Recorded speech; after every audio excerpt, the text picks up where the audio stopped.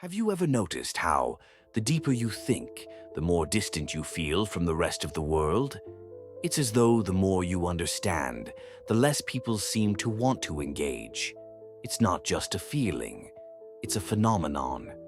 Throughout history, deep thinkers, philosophers, and visionaries have been feared, ridiculed, and ignored, not because they were wrong, but because their insights made others uncomfortable. Take a look at history. Socrates, Galileo, and even Nikola Tesla. Men who weren't just rejected, but at times persecuted for their ideas. These thinkers didn't pose a threat in the way we might imagine. Instead, they made society question its own comfort zones, which is far more dangerous than we realize. The philosopher Arthur Schopenhauer once said that intelligence is not a gift, it's a burden. He believes that the more a person understands, the more they become isolated. But why? Why does society seem to push away those who think the deepest? Well, the answer lies deep within human nature and psychology. When you think about it, we are generally fine with people who excel in areas like physical strength or wealth.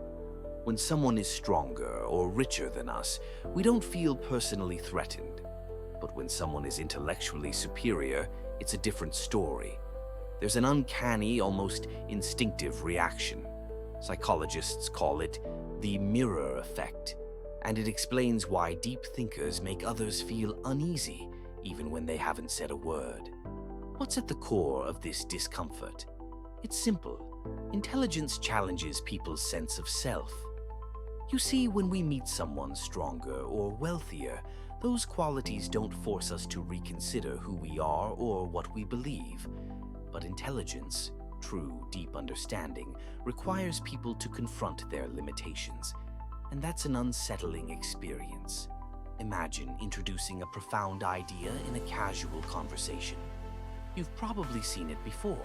People immediately change the topic or give a blank stare. It's not that they aren't capable of understanding. It's that they feel threatened, even when no harm is intended. This is why deep thinkers often find themselves alone in their thoughts, not because they're rude or socially awkward, but because their very presence forces others to face their own insecurities. Why is intelligence so threatening to society? It's not just about knowledge, it's about identity.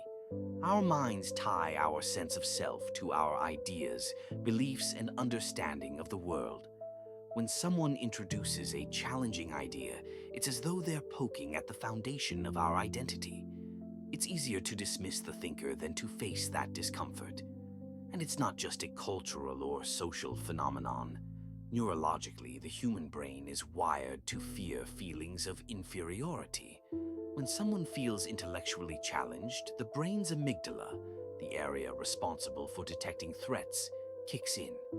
In essence, your brain sees intellectual challenge as a survival threat, not just a cognitive one. This response isn't just modern, it's evolutionarily built. Our ancestors didn't survive by being the smartest, they survived by being part of the group. Disrupting group norms or standing out intellectually was once a danger, an emotional and social survival risk. But why is intelligence so much more threatening than other kinds of superiority? The answer is in how intelligence intersects with social status. In a group, physical strength or wealth is easily observed, but intelligence is far more subtle, and it's more easily contested. A strong person can't be doubted, but someone's intellect can always be questioned or undermined. This makes intellectuals not just isolated, they're often seen as a threat to the status quo. A deep thinker doesn't just present new ideas, they expose the limitations of the existing ones. The history of philosophy is filled with examples of thinkers who were either ignored or even rejected because their ideas forced society to change. Why? Because change, even in ideas, can be terrifying.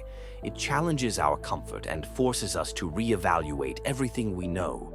It forces us to grow, something we're biologically hardwired to resist unless we absolutely have to. And this isn't just about intellectuals in ancient history. In today's world, the rejection of deep thinkers happens in subtler ways. On social media, the loudest voices tend to be the simplest, most attention-grabbing ones. Content that challenges people to think critically often takes a backseat to flashy, shallow material that validates existing beliefs. Why? Because it's easier. It's more comfortable to consume. It doesn't require introspection, and it doesn't expose the gaps in our own understanding.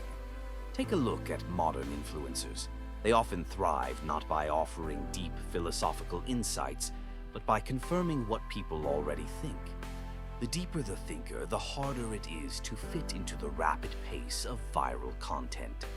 Deep thoughts require time and reflection, while the world wants instant gratification. And in this age, we crave simplicity over complexity, comfort over growth. The philosopher Schopenhauer argued that those who pursue intellectual truth are often caught in a paradox. The more they know, the more isolated they become. The less they are willing to conform to superficial desires and pleasures, the harder it is for them to find satisfaction in a world that revolves around them.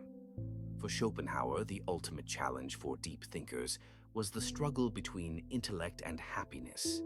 The more you know, the less content you might feel. But what does this mean for deep thinkers in today's world? If society fears intelligence, should they just stop thinking deeply? Of course not. The rejection of deep thought isn't a personal failing. It's a reflection of deeper social forces at play. Understanding these forces is key to navigating the challenges of being a deep thinker in a world that values surface-level knowledge.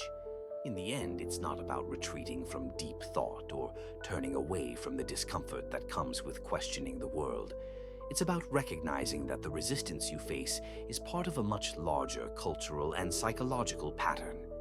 Deep thinkers are not alone. They are simply out of sync with a society that values comfort over challenge. But in the face of this, deep thinkers hold the power to bring about change. They can shift the very conversations that make others uncomfortable, and in doing so, they can bring light to a world that is desperately in need of new ideas. The question is, will society continue to resist intelligence, or will we embrace it as the catalyst for a deeper, more meaningful future?